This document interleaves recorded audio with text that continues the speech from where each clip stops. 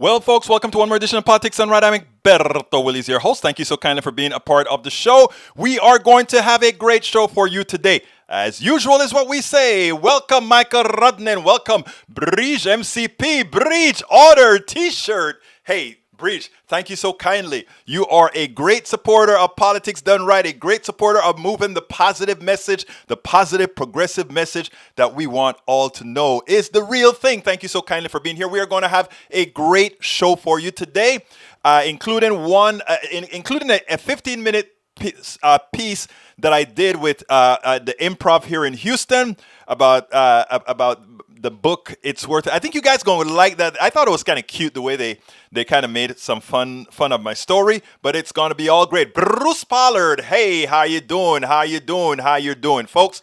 We're going to have a great show for you today. What is the show about? Let's go ahead and get busy quite early. Well, actually, we don't need to get busy quite early because today is not one of those days that I think I'm really all pressed for time. But here's the deal.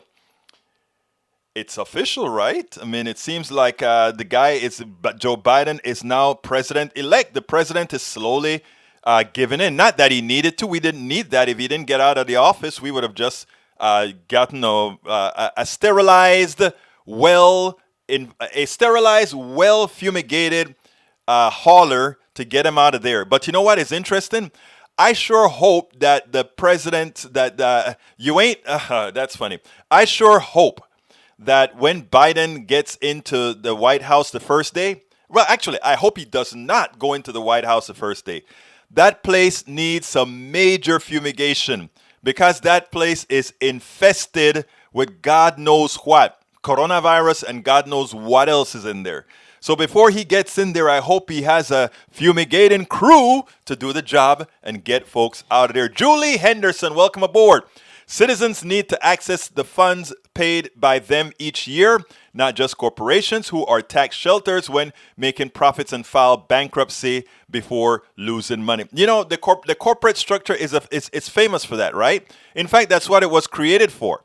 You think of not initially. Initially, you created to do a job, and after you did that job, it went out of existence. Today, corporations have a life of infinity, and that life of infinity, without any kind of responsibility, if for some reason they're found responsible, they go out of business and form something else. Because guess what?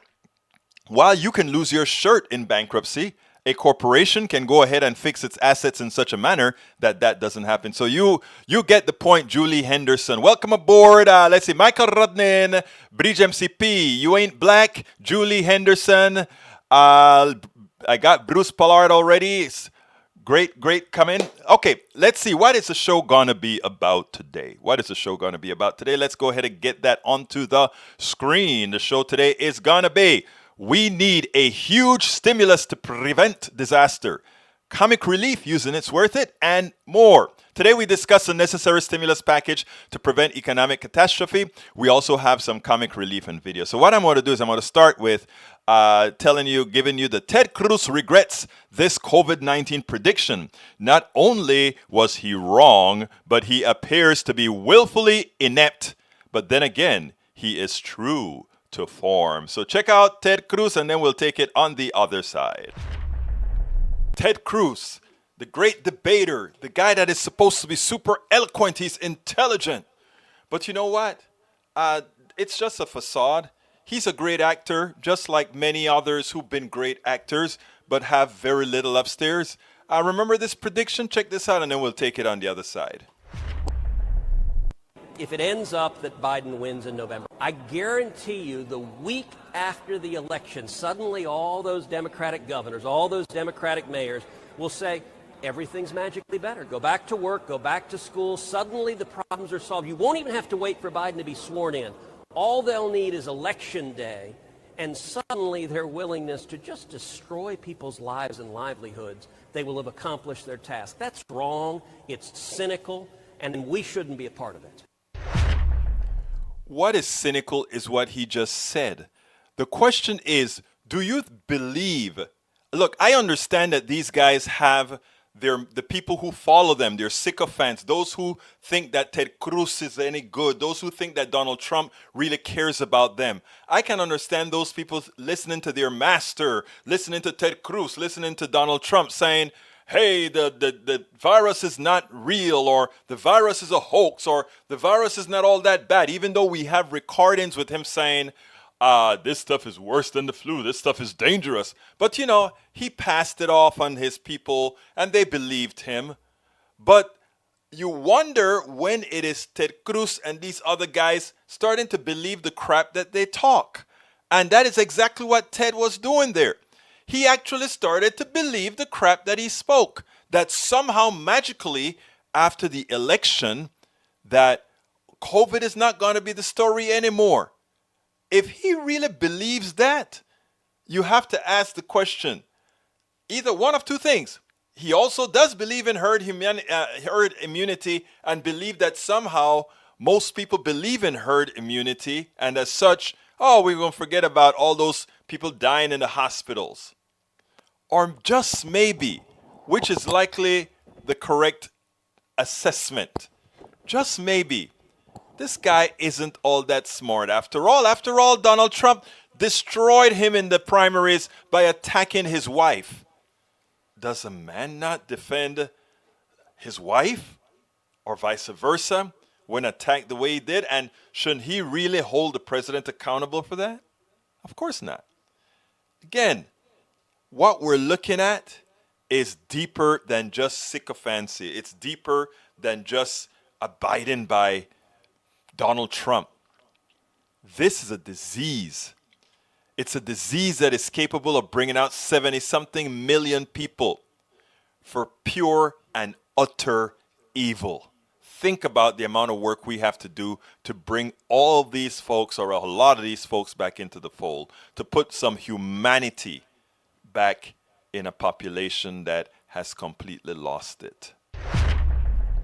Yeah, so what do you believe? Do you believe that brother Ted Cruz could really believe that somehow after the election, we're going to forget people are dying, we're going to forget people are losing their loved ones, we're going to forget that people are having a hard time, that we're going to forget these things?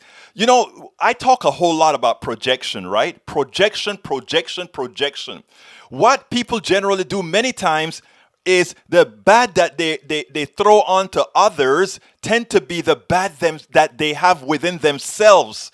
And the good they put onto others, it's the good that they have themselves. I listen to all of my listeners here, right? And I hear so many of you try to talk about, let's be better, let's do better, let's try. That's a good coming out of you. Even when you say things like, they'll never listen, that is a good coming out of you, right? But then you have those here that talk about, who cares? Get a job, do that. And that is an inner evil coming out, right? That is like telling you, you're not worthy, you're not worthy, you're not worthy. I was talking to my daughter while I was out there in DC, and I looked at her and I went to get some tires, and they gave me a good deal to get 4 tires for her car. This girl was driving on some cars with some horrendous tires. I almost passed out when I saw her tires. I'm like, girl, I am not ready to lose you. Why were you driving on these? Oh, Dad, I thought they could go some more. Oh, Dad, I thought you knew that eventually I'm going to need some tires. No, girl, you have tires that look like that? Are you crazy? So I am about to get on a flight 8 hours later. I'm looking for a place. Luckily in DC, there's a place that was open up until midnight. I get there at around, I guess it was around, 10 o'clock or so, and said, hey guys, do you have 4 tires? They changed the tires, and they were so nice. I'm like, this is my daughter's car. It's an older car, and we need to really economize on money because money is tight right now. All of that. I'm talking to the guy. The guy said, okay, I'll give you a deal. He gave me a great deal, and so we got the 4 tires on the car, and I came home, and my daughter said, wow, Dad, that is great. How'd you do that? I'm like, let me tell you something beautiful. Most people are good people. Most people don't want to do harm. Most people are not capitalist. Most people really want to do good. They want to make profit for themselves to live, but they don't want to hustle it from you. They don't want to take you for what you're worth. That is one of the reasons I gave you some of the stories about me selling my product to Boeing and charging a lot less than other folks would have charged, because it was about eventually the person that's paying that bill is the person that doesn't have pricing power. That person to the bottom of the totem pole. Everything always goes to the person that has the least power, the least price and power. So those of us who have the wherewithal to do certain things, when you find yourself in that level of the chain that can influence others, that is where your goodness or lack of goodness come out. And if you take a look at all the corporations and the executives at the top of the corporations, they are pleasured. They are given a pleasure to maximize profits for the least who work. That is a definition of most executives. Maximize the profit for the shareholders and their bonuses, which means taking away from most of you who are actually doing the work. And what you find though on the bottom of the line, these guys that worked with me with the tires, they're the ones they're working under the company, and they're saying, how can I best help? How can I be a good to you? Even though I'm on commission, I see that you need a helping hand, and I'm there for you. You go ahead and you see the guys who did the ventilators for all the people that are dying of COVID. They were in for it for how can I best turn that $1,500 ventilator into a $10,000 or $20,000 ventilator. You see? That is the difference, folks. And what our business schools teach people as they teach them the utmost unfettered capitalism is how to best make a profit without telling them the second part of that equation. The way that you are so much able to make maximal growth is at the expense. It's of the expense of those, the least, who can afford it. And if business schools were teaching the right kind of business, free enterprise with humanity, think about where we would be. And what the people on the right don't get, and I'm not talking about the average person on the right because they just don't know. I'm talking about the leaders of the right, as well as the leaders of the left who are the elites that want to keep the same capitalist system that grabs the holy flesh and blood out of most Americans.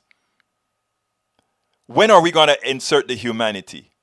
When are we going to insert that which makes the average person whole?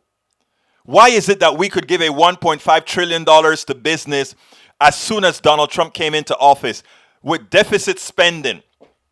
And now that we have food lines, and now that we have people out of work, and now that we have all of that, we can't do deficit spending with almost zero interest to help everybody out. We talk about hazard, moral hazard. What was the moral hazard to the corporations again? Let's remember this, folks. But anyhow, let me show the next video. The next video is MSNBC Hallie Jackson destroys Trump enabling Senator Kevin Cramer for his election charade. He continued to deny Joe Biden his president-elect title. Check this out, and then we'll take it on the other side. Trump sycophant and enabler Senator Kevin Cramer, he appeared with Hallie Jackson on MSNBC today. And you know what? I don't think he expected to get the pushback that she gave him. She was right on point. I want you to check this out because she made all of us proud in the way she handled this guy. Check this out. You said one of the two gentlemen will get sworn in. It's going to be President-elect Biden. Do you acknowledge, or do you hesitate to acknowledge, that Biden has won the presidency? Well, as I've said many times, I think that's likely. I mean, you'd always rather be the person ahead when you're facing the headwinds of legal challenges, and regardless of how meritorious they may or may not be. And so we need to restore trust in the system, but trust in itself is not the goal. How can you say that, though, Senator? How can I say what? I do wonder about that, and I do wonder about your view of the long-term impact on this. The president is spreading widespread conspiracy theories about fraud that does not exist. That, I imagine, is sowing distrust. We're seeing it in the numbers already, and I do think it's from the president. These are people, his millions of followers, his millions of supporters who are listening to him. Does the president not have an incumbency, an onus on him to tell the truth and to say the facts as they exist as a leader in this country, and don't you? Well, first of all, Hallie, we haven't seen all of the evidence, and that is part of the problem. And for the last 4 years, we've been dealing with a Democratic Party and a lot of national media that's sown a lot of distrust in the last election and in the legitimacy of this president.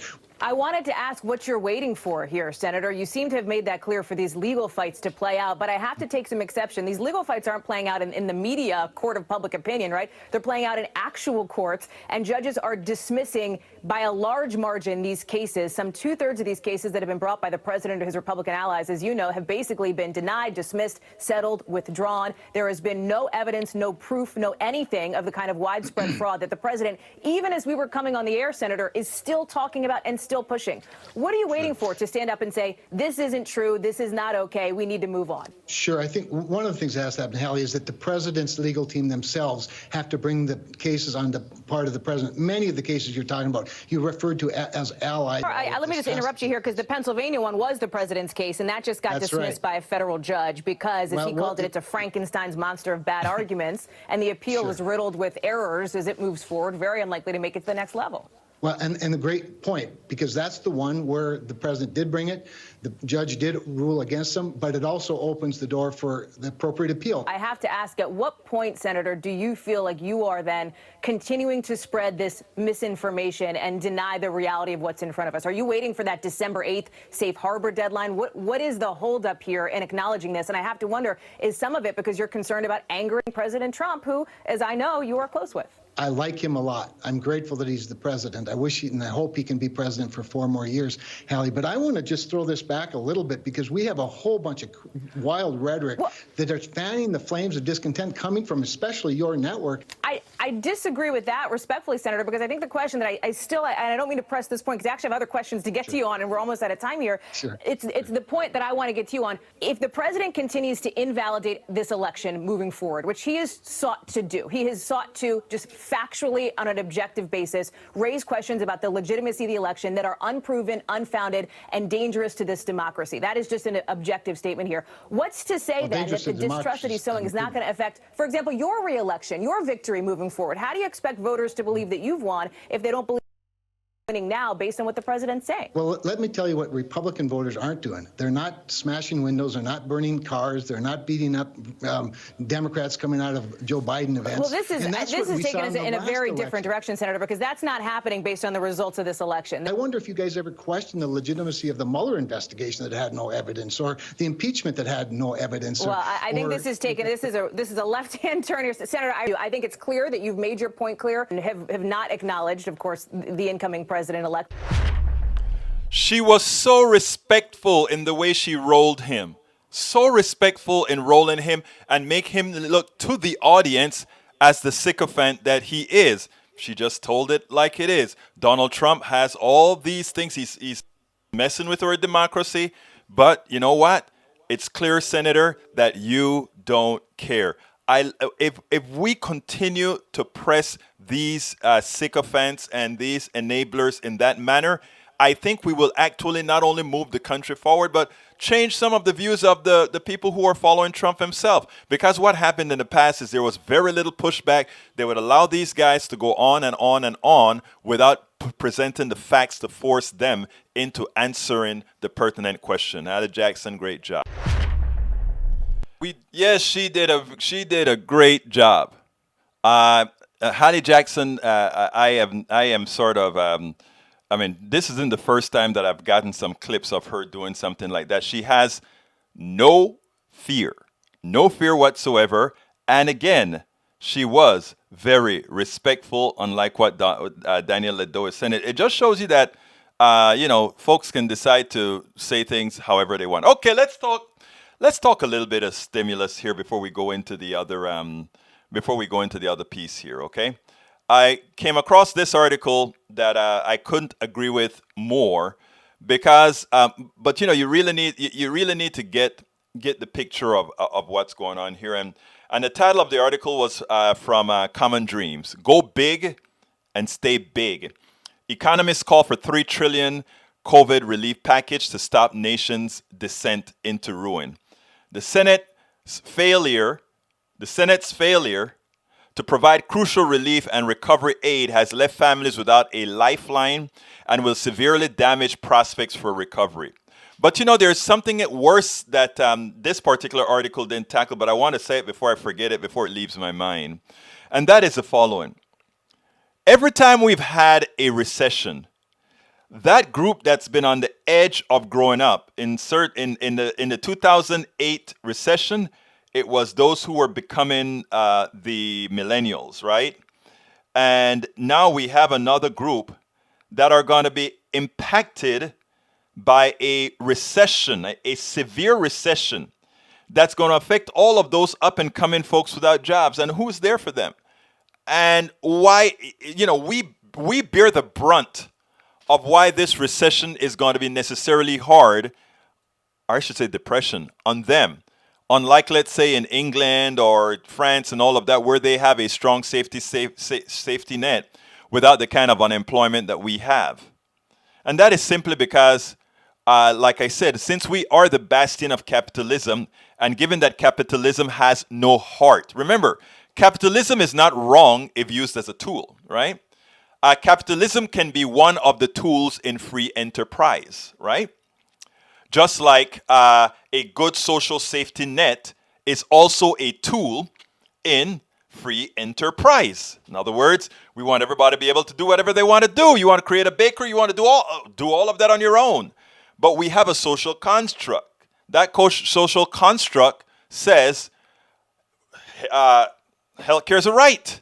And as such, our businesses and our model circles around that reality. So that if you get a stroke, like my daughter did at a young age, it doesn't mean the end of your future financial success. So that if you're unlucky to get hit by a car who doesn't have insurance, that you are not forever maimed. There are a lot of reasons why we should separate social constructs from capitalist constructs. Free enterprise allows them all. Where we need social constructs, we have those. Where we need to have that type of a construct that capitalism is good for, that dog eat dog kind of a world when it comes to, if I want to create a cell phone and you want to create a cell phone, if my cell phone is better than yours and I have a better marketing budget than you do, I can put that out. Who cares if who cares what happens? Nobody's lives depends on it. But brother, what we have here, unadulterated capitalism, where we want to make everything a product, your healthcare a product. No. That kills. That is inhumane. And we need to learn that. Anyhow, this is what the article said. To forestall the nation's ongoing plunge into financial devastation as some crucial relief programs expire and others are recklessly terminated by the Trump administration, economists are calling for a $3 trillion debt-financed coronavirus stimulus package that includes enhanced unemployment benefits, robust fiscal aid to states and local governments, nutrition assistance, and other safety net expansions. You have to ask yourself a question. Why would Republicans not want state budget help? When Alabama, Louisiana, North Dakota, South Dakota, all those places that are in dire straits fiscally, why wouldn't they want support? They do want support. They do want support. But the problem again is ideology. Ideology. These guys are willing to use their ideology to make sure that this doesn't go through, in as much as the states need it. In a detailed memo released Tuesday morning, amid a backdrop of surging hunger, take a look at the lines we had in California, the lines we've had in Texas, and all these places. Thousands of people lining up for food. Amid a backdrop of surging hunger, a looming eviction crisis, and an intensifying pandemic that has taken more than 250,000 lives in the U.S. Economic Policy Institute researcher director Josh Bivens implores Congress to use debt, go big, and stay big, and be very slow when turning off the fiscal support. It is so important. Pointing to the the government's timid response to the financial collapse of 2008-2009 as a cautionary tale, Bivens argued that roughly $3 trillion in debt-financed fiscal support now, with the first $2 trillion hitting the economy between now and 2022, is necessary to avoid another crushingly slow recovery and ensure a return to a high-pressure, low-unemployment labor market by mid-2022. Notice they mentioned the 2008 Obama stimulus. The 2008 Obama stimulus was ridiculously low. It was horrendous in that you could not recover the economy with the devastation created by the upper class. The upper class crashed the economy. They try to make it seem like, oh, people with mortgages that they couldn't pay. People took out mortgages they couldn't afford. That, it's always blamed the little man. Remember earlier I was talking about price and power. The only people with price and power aren't the little man. You offer the little man a good deal that he doesn't understand to get a house that he never thought he could afford. What do you think he's going to do? He's going to get that home. A lot of people did that. A lot of people couldn't afford it. But guess who also did that? I have friends who went ahead and bought homes they knew they never intended to pay back. But they knew they could turn it around and pull a lot of money out of that home, throw that home onto somebody else and walk away with money. It was a legal way to get clean money out of the ethos. I have friends who did that. They just called it a real estate deal. It's capitalism, right? They were following the rules. Even though many times they got an inflated price on the home so they could extract that money out of the home, knowing that that house could never be resold for that value. It's capitalism, right? So let's remember this. All this moral hazard crap about the reason why we're not going to do that is because somehow it'll encourage people not to work. It'll encourage people to do the bad things. No, our current economic system encouraged those on the top to screw you all by creating financial instruments that you're going to use. And you know what they even did? I want to give you guys a little caveat. I'm going to back out of this article because I want to get on my capitalist friends a bit here. And I want you to understand this. So everybody listening here, take out your pens and no, not really, but I want you to understand what happened here. Earlier on in our system, before the 2008 crash, they wanted to make money heads and foot, right? So what they did, they got a lot of people who couldn't afford homes to buy homes. Initial very low interest rates, balloon payments at the end, or they had to refinance. So they got a lot of people into the home where they were only paying interest on 3%, so they could buy a lot of house and pay very little. These guys knew those debts were bad debts. They looked like good debts in the beginning when the people were paying their mortgage, which was going to explode in 5 years. They know it was a good bet to make for those 5 years, right? But what they did is they went ahead and insured that paper. And the way they did that was an interesting way. They were called credit default swaps. They created a lot of derivatives. And these derivatives did the following. They took good loans, split it up with medium loans, with other loans that were not very good, and created yet another financial instrument. So this financial instrument here comprised a piece of that bad loan, a piece of that mediocre loan, a piece of that great loan, and then they gave that some sort of a rating, a good rating. It was a rating above junk bonds, so they could sell it. They could sell it. You have to understand, all of these were false monetary structures created by the elite, created by those people. And guess what they did next, right? Everybody needs insurance to make sure they don't go under, right? So insurance company A would insure all those bonds for this companies in case it all defaulted, they'll not lose all their shirt. Insurance company B would then, A would then buy insurance from B. Insurance company B would buy insurance from insurance company C. And then insurance company C would buy insurance from insurance company A.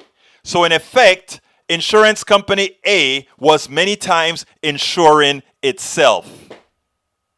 So therefore, if insurance company A faltered, right?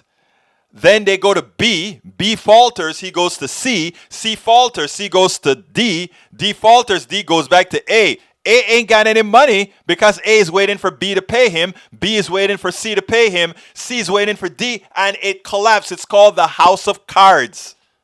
It wasn't the poor people who figured out those instruments. It wasn't the poor people. It was those supposed financial geniuses who know very little. MBA means nothing. It just means we find a way to make some money in capitalism. And when the system crashes, you, the people at the bottom, you pay the price. And they get a $1.5 trillion, or in that case, they got a several $trillion bailout, and you never get the money. And when you need to recover from the crash that they created, when you need help because they created an economic system that failed, they tell you, can't do that. We can't tax the rich to take care of you when the rich took all that you had. They took it from you. They stole it from you legally. And when they're asked to make the people at the bottom whole who had nothing to do with the destruction of the economy, they just wanted to go to work, pay their bills. That's all they wanted. Even with the coronavirus, all they want is to pay their bills. The coronavirus, they want to say, well, there's this stuff is happening. Okay, they want you to, in the case of Trump and those guys, they don't want you to stay home. They want you to go to work. You got to go to work. You got to go to work. Because if you don't go to work, what's going to happen is the system is going to collapse and people are not working. Of course, the rich guy that's sitting on his pool getting the money from the stock market in the company that you work for, he doesn't take the risk with his life. But he pays less taxes than you do. He pays less taxes than you do. And guess what he says? Well, the reason he pays less taxes, the reason why the taxes on investment is more is that we want them to invest, and he's risking his money. You are risking your life. You are risking your life. They don't care. They don't care. You are risking your life, and you're supposed to feel tax and spend is something wrong, you know? I tell you what we have to do, people. We have to get away from being the guardians of the gate for the wealthy. Because they look at us and they laugh. Look at those idiots helping us take money away from them.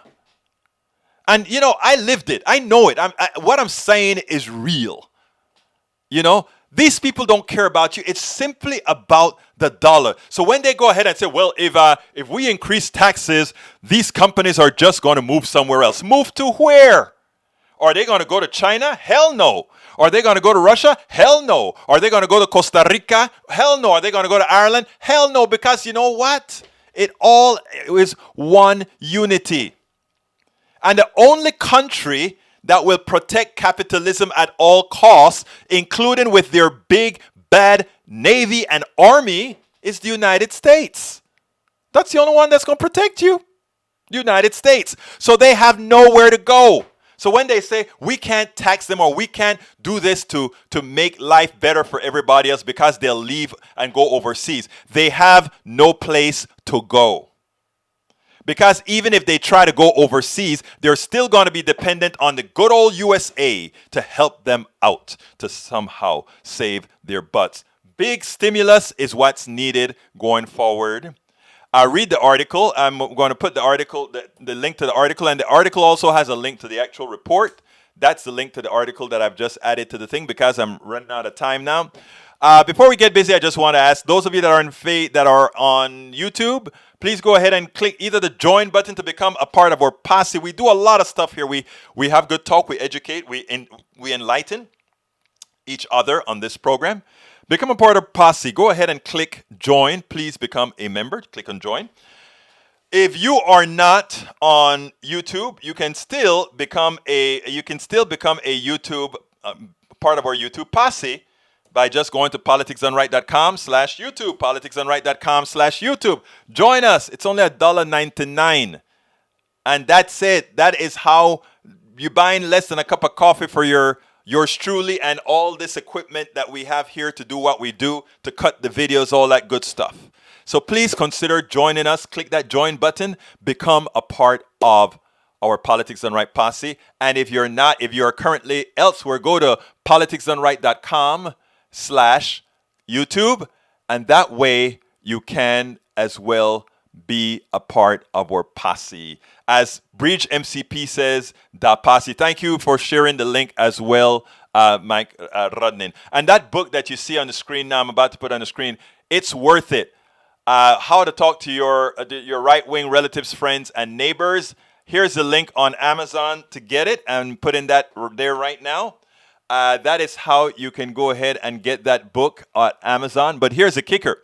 If you want to eliminate the middleman, and you want a bumper sticker, and you want me to send you a signed copy of the book, you can also go ahead and order the book directly from our store. Our store, which is at politicsdoneright.com/store. If you're on YouTube, you can also help us out by clicking that $ and saying, I want to give you a super chat. Help out keeping the message out there. That is what we do. That is what we do here. And of course, we always like our Patreons. That is politicsdoneright.com/Patreon. Patreon is spelled Patreon. politicsdoneright.com/Patreon. And everybody in our domain takes PayPal. So that's politicsdoneright.com/PayPal. Yes, Daniel Ledo, I want you to buy my book. I want you to buy my book. You should buy the book too, Daniel, because you could actually learn quite a bit from the book itself. Anyhow, folks, let me just tell you, since Daniel Ledo, he's anytime I go ahead and I give my little rancor about trying to raise our capital for this particular show, he gives us a hard time. I doubt he does that with Fox News or any one of them that are getting millions of dollars from their advertising, but that is okay. We know what the haters look like. Anyhow, I am going to go now and give you the video that I did. I was on improv here in Houston, and I thought it came out pretty nice, and I love these guys. So check this out, and then we'll close out the show with me looking into some of your messages as quick as I can. So here we go, my brothers and sisters. Speaking of having tough conversations, I wanted to ask you, Egberto, about your book. It's Worth It. Could you tell us a little bit about what it's about and what inspired it? Okay, sure. A while back, I was really a wild left-wing, progressive liberal, whatever you call that took no prisoners. In other words, the right was simply wrong, right, and all that kind of stuff. And as you get older, you kind of realize that things aren't, being right is not enough. Being right is not enough. So I joined an organization after seeing this young woman called Coffee Party USA, and what we were an organization that tried to get people of different political persuasions to work together, not asking anybody to give up their particular ideology, but simply to have the conversation. And my theory is, usually if you can have the conversation, the best ideas actually runs itself to the top. And as all of us know, the best ideas are progressive. So that's what usually runs ultimately, right? So I joined the organization, and I kept on doing what I did. But it also taught me how to talk to other people, and it also lent itself to me being able to reach a new audience altogether. And since things were so bad, I've been thinking about writing this book for a long time. And the whole idea was, how do we put ourselves in a posture to talk to people that completely disagree with you? And I want to tell you a little story using the Medicare for All thing. I was sitting down in Starbucks. I used to work at Starbucks, do all my blogging at Starbucks. There are times I would be 10 hours at Starbucks. Wow. And this woman comes in, nice white lady comes in, and she sits next to me, and she says, I see you here all the time. What do you do? And I'm like, well, I write a lot of blogs and that sort of stuff. She said, oh, but I never told her I was a progressive. Living in Kingwood, you probably think I'm one of these black Republicans out here. So I said, so we started talking, and she was talking about healthcare, and I started telling her about healthcare and how it should work. And we had a good conversation. I'm telling her about why I think if there was one insurance company paying it and paying the bills and all of that. In effect, what I did was described Medicare for All in terms that she could understand. I didn't say the government was the single payer. I just said an insurance company, in my case, a company that is the government would be the single payer. I catered, and I meant she ate everything. she was ready to go. In my mind, I'm like, I sure hope you don't tell your husband about this conversation, because he's going to see exactly what it is. So after a while, I got, I kind of felt bad, because I said, hey, I just want to let you know that I am likely the most liberal person you have ever spoken to in your life. And I am, I told her I'm a democratic socialist, and that these are the things that I believe in. She looked me straight in the eye. She turned red like a cherry. And she said, "But you're so nice."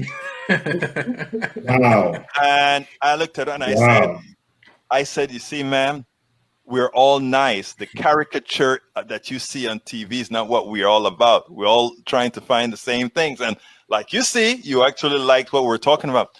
And she, at first, after the shock left, she just, she just had that stare in her eyes, like, wow, And then she, when she's leaving, she was like, great having the conversation or whatever. I hope to see you here more often so we can talk about these things. So, I mean, the kind of stuff that I talk about in the book really works. But what I kind of catered it with as well is not only how to talk to these people, but to make sure that progressives have the talking points. So a lot of this book has the talking points on Medicare for all, what the Green New Deal, and all these different things in a language that people can see. It's not only terms. Why is it that an economy doesn't work? Why is it that these things are supposed to work the way they do? And I think that was that was kind of where we're coming from when we wrote the book. Awesome. What's your goal? Like, if you say, okay, this is my life path. This is this is where I'm going to be. What's your goal? Like, do you have like a certain percentage of people that you'd like to kind of change the way they think? Are you happy if just one person does it? What if you could have the perfect scenario, the perfect ending? What's the goal? From 30,000 feet, I want to change the world, right? Now, on the individual basis, I love what you just said. I believe in doing it one person at a time. And I think if all of us do things one person at a time, because what happens is, the other day I was talking to somebody and they said, "What do you do?" And I said, the first thing I do is try to get them to like me, because if they like me first, they'll listen to me, right? They'll disagree with me, but I'll at least have the audience if they don't have that wall initially up. What I tell people is the biggest, the worst thing I think a black person hates is when a white person tells them you are not like the others. The best thing a black person likes to hear is that when they're talking to you, they don't talk to you as a black man, but they talk to you as a man. So there are two distinctions, right? One is like I remember one time I was out there, because at Starbucks, this particular Starbucks, a whole lot of folks like to come and have conversation. And if you want, I don't get upset often, but the one time when I get upset, it's when you're like, "Oh, but you're not like the others," and I'm like, "BS! That is like calling me a reverse N or something like that, right?" So no, that's not a starting point. That's because that is an excuse for you to have a conversation with me. In other words, you wouldn't otherwise have had a conversation with a black person, but because I have given you honorary whitehood or honorary something else, I feel okay to talk to you or to give you some, that is the excuse most racists use, right? And the bad thing about it is too many of us fall into that sphere where they think that is somehow a compliment. It's a passive aggressive, bid. It's a form of aggression. It's not meant to build you up or build the relationship. It's, like you said, it's meant to kind of have this, disconnectedness with what you represent, right, and your identity. And you're right; it is terrible to have. What do you look like when you get angry? You seem like you're very easygoing. Oh, I can get angry. I can get angry, but again, doing video, radio, and all of that. The one promise I made is that you would you would rarely ever see me. I have full control of my faculty. Well, 99.9% of the times I have full control of my faculties. But after that, you know, there's you get at my daughter, you're in trouble, man. We cut to a bus driving down the road, a long, lonesome road. And Amici, I gotta say, you know, sitting here on this bus for the last 10 hours chatting with you has been great. It's been great. I've been loving every second of it. It's really great meeting you. I have a bit of a confession I want to get out. I probably should have said this sooner, but if I take this hat off, you'll see that I'm actually a human-sized alligator, and I just didn't want to freak you out. What? Yeah. I'm actually, I'm wearing clothes, right? I got the shirt on, but if you look at my hand a little closely, you'll see it's actually a claw. Oh my God, I didn't know. Yeah, and I have, you know, the hat was obscuring it, but I have a really long mouth that, you know, could crush bone if I, you know, really wanted to. Yeah.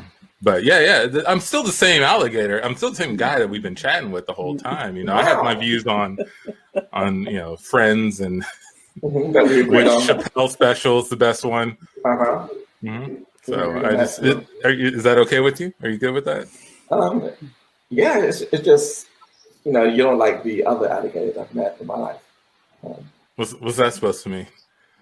I mean, I feel like, you know, this is kind of why I do what I do, because the news portray us as monsters and animals out there in the swamp trying to steal babies. That's not what we do.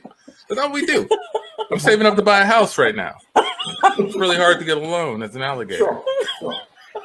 I'm just saying from my own personal experience, the other alligators I've met, one took my left hand, and you know, that's kind of colored my experience and thoughts about. So you had one bad experience with one alligator, and now all of a sudden you have a view on all the alligators. Don't you think it's a little? Don't you think you're kind of being a little prejudiced right now? I mean, it was a really big moment in my life, you know. We cut to the alligator at home with his wife. See, that's what I'm talking about. You always want to put on human clothes and try to engage humans. You want to talk to them, see how they think, you know, thinking if you could just change one human at a time. One human at a time. They're going to be different with us. Well, they're not. I've been trying to tell you, Antoine, we're alligators. We eat humans. That's okay. No, we don't. That's what the news says about us. That's what the news says. We're carnivores just like them. There's nothing wrong with eating humans. That's what we have done. That is who we are. Let me take my human clothes off before you start saying this stuff. See, that's what I knew. I knew when I bought those. A rock crashed through the window with a note on it. Lord. Get out of here, Gator. You see this? You see? Look, yeah, I see. They're not ready. They're not getting the message. And you're going to change them by wearing human clothes? I say we just go out there and chomp them down. Ain't nothing else they can do. If we run fast enough, we get about 30 miles an hour. If we get them fast enough, there's nothing they can do. And if enough of us are doing it, what can't the alligators take over? That's what I'm trying to avoid. I want to be peaceful here. I want to be the nicest alligator they've ever met. Where's the fighting alligator man I married? You've gotten older. That was back in college. That's right. That was back in alligator college. You just want to be all nice with him and talk to him and write books about it. It's not. I don't know. What don't you know? I'm still the same alligator. I'm just going about it a different way. I'm trying to speak their language. The way we're doing it is we're just gonna butt heads. We got to Amici's house. Hey man, everyone, thank you so much for coming to my birthday party. I really appreciate it. Yeah, I appreciate it. The invite surprised me. Okay. Hey everybody, my alligator friend is here now. What? You got an alligator friend? Hold on. Yeah, I do. He didn't bite you or nothing? No, he's very articulate. He's very articulate. Hold on. Wait a second. You don't have to introduce me as your alligator friend, all right? I'm just another being that we can speak with. We can all be friends. It doesn't matter that I'm an alligator, all right? I'm not particularly articulate for an alligator. Amici, is this one of your projects? You always like working on some new thing every year. does. You go He rescue does. a cat and you want to, bring it into the White House. Is this one of those things? Because I'm tired of it, honestly. I mean, it kind of is. Remember, I lost a hand to an alligator. I'm trying to get over that fear. That's what I'm trying to face this year. You never get over that fear. I mean, look at him. Look at his mouth. Look at his bone structure. I mean, My bone look at him. structure. Does anyone want to discuss what Chappelle special You is look like a about? slump right now. Amici, it's okay. I had an alligator friend once, long time ago, back in college. It's really nice. He didn't bite anybody. As a matter of fact, he had all of his teeth removed. He had his snout cut down. He went on to marry a regular human woman, and everything was fine with him. So you keep doing what you're doing. I like your project. Yeah, thank you. I don't think alligators need to have conversion surgery. I think that we're fine the way we are, and that as long as we can all appreciate what we bring to the table, maybe we can. Hold on, I think he's getting a little angry. Yeah, speaking He's of getting a little tables, angry, don't you feel? what are you going to eat today at this birthday party? I mean, I don't think alligators eat birthday cake. We can eat birthday cake. We can eat chips. There's a little charcuterie board. What's this? How do you pronounce it? Charcuterie. Oh yes, we look at it. Yeah, but Uneducated. that's why I actually got something special for you. There's a couple of live chickens in that crate over there that I got just for you, and I know I'm gone. I'm out of here. I'm going to the people bus. love that stuff. And scene. Oh. Scene. Ended on you people. Good God.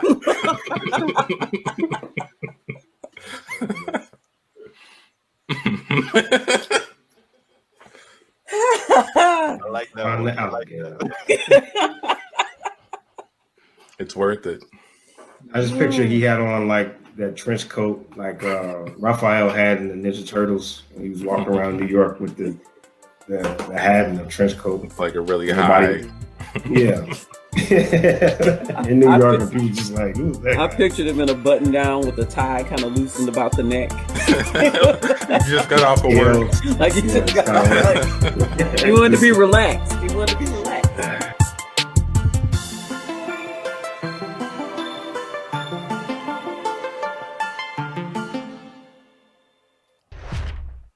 I must admit, I had fun with those guys. That was only one section of the book that they kind of did that out of. Oh, different, right?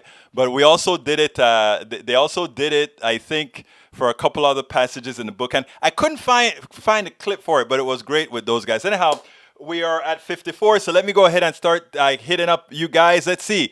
Check and see how long it took Cambodia to have a real government. Let me get to. I think there's one that I saw that I really wish Egberto would do something to stop Daniel Vitriol. You know what?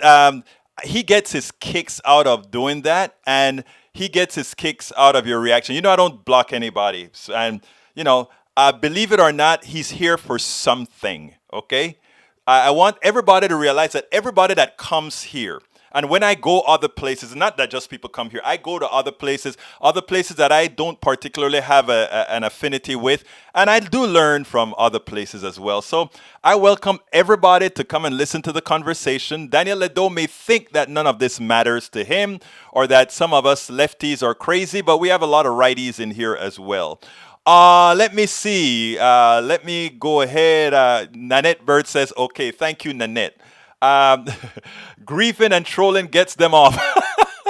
I hear you, Radnin. Bruce says, not an alligator, a crocodile. Let's see. Much later, Christine says much later it was that they could not make government if they would. Don't quite get it. I'll read that later. All right, let's see if there's anything I need to answer real quick. Norman Reynolds, how you doing? My brother, great to see you here. You know what? I didn't go through and welcome everybody. So here we go with the list. It's a big list, so I'm going to go through fast. Welcome aboard, Michael Rudnin, Bridge MCP, Bruce Pollard, You Ain't Black, Julie Henderson. Let's see, coming down. Julie Henderson, Bruce, I got Bruce already. Daniel Ledo, coming down. I saw quite a bit more. Tony Owen, welcome aboard. Let's see. Coming down. I got Julie. My eyes is going blank. Christine Park, welcome. Okay, coming down. I think I got that one already. Norman Reynolds, I got you already. Dakota, welcome aboard. Nanette Bird Smith, welcome aboard. Let's see who else is on the line. Who else is chatting? These people that are calling out are the folks who are chatting. Oh, wow. I have also from Twitch. Who is using my name on Twitch? E. Willie's on Twitch. Somebody stole my name on Twitch. I don't know why you stole my name on Twitch. Okay, coming down. Let's see. And you stole my name on Periscope as well. Okay, keep it up. All right, let's see. I'm almost done here, I believe. Let's see. AVQ, got you. John Cotter, and thank you for buying the book, John. And folks on YouTube, don't forget, you can hit that join button to become a part. Christine Park, welcome aboard. Let's see. Who else is here? Coming down. If you want me to call you out, put your name underneath, and I'll get it at the end of the message stream. Nanette Bird, I got you. And Radnan, I got you. Anyhow, folks, don't forget, if you want to go ahead and get a copy of the book, you can get it at Amazon. Here it is. That's a link on Amazon. I just placed it there. But if you want me to autograph the book as well as give you a bumper sticker and maybe other goodies if I have in-house, go to politicsdoneright.com/store. If you are not on YouTube but you'd like to become a part of our YouTube posse, go ahead and say Politics Done Right. Go to politicsdoneright.com/YouTube. politicsdoneright.com/YouTube. Anyhow, folks, I know you have places that you could go. I know there are a lot of other places doing what we're doing. I'm just honored that you are here with us. You know, we believe in the things that we talk about. We believe that we are going to change the world. And when I say we, I'm talking about all of us that are a member of our posse. We are going to do our part, not only as we communicate here, but as we share around our own sphere of influence. Every single person that is listening to me have an overlapping sphere of influence that can expand and bring more in. And each person that you bring in, if you encourage them to share as well, they have their own sphere of influence. And that gives us what's known as geometric progression in reaching people. We reach that many more people. So while we don't have the budgets of MSNBC, and while I have to ask you guys, hey, become a member for $1.99 or $4.99 or $9.99 or whatever you want to give, MSNBC can just say, one advertising for Viagra, $300,000. But you know what? We are closer to you. This is your show. Thank you for setting the alarm just before the show, Michael. I love you, man. I love you. Remember that. So this show is yours. You're close to the show. Linda E. I still got a chance to call your name, Linda. It is your show. And I really, really mean that. You guys have seen how you have actually changed the direction of any particular show that I have. You can't have that influence on MSNBC or anywhere else. You've gotten me to go ahead and do some research and come back with answers. That is what we're here for. To make life easier for everybody, to open the eyes of everybody to the fraud that we've seen throughout this country. And with that, my name is Egberto. You want me to change the name to Da Posse Show? Maybe I'll give it a second name, the Da Posse Show. I like that, Brige. I like that. Anyway, my name is Egberto Willies. This is Politics Done Right, and you know how I end this baby. I am what? Out!